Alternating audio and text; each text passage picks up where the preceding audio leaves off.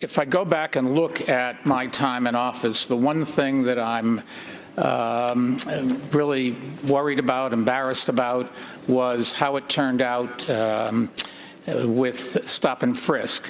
When I got into office, there were 650 murders a year in New York City. And I thought that my first responsibility was to give people the right to live. That's the basic right of everything. And we adopted a policy which had been in place, the policy that all big police departments use of stop and frisk. What happened, however, was it got out of control. And when I discovered that we were doing too many stop and frisks, we cut 95% of it out. And I've sat down with a bunch of African-American clergy and business people to talk about this, to try to learn. I've talked to a number of kids who'd been stopped. And I was trying to understand how we change our policies so we can keep the city safe, because the crime rate did go from 50% down to 300. And we have to keep the lid on crime, but we cannot go out and stop people indiscriminately. Mayor, thank you. Let me go to Vice President Biden of this. The reason the stop and frisk changed is because Barack Obama sent moderators to see what was going on.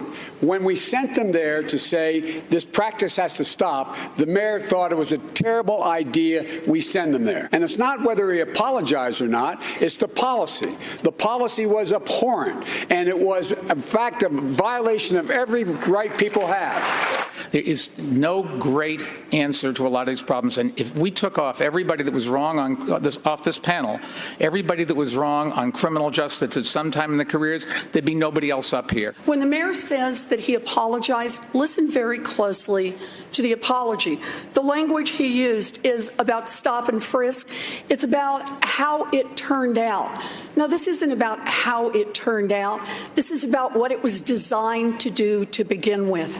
It targeted communities of color. It targeted black and brown men from the beginning.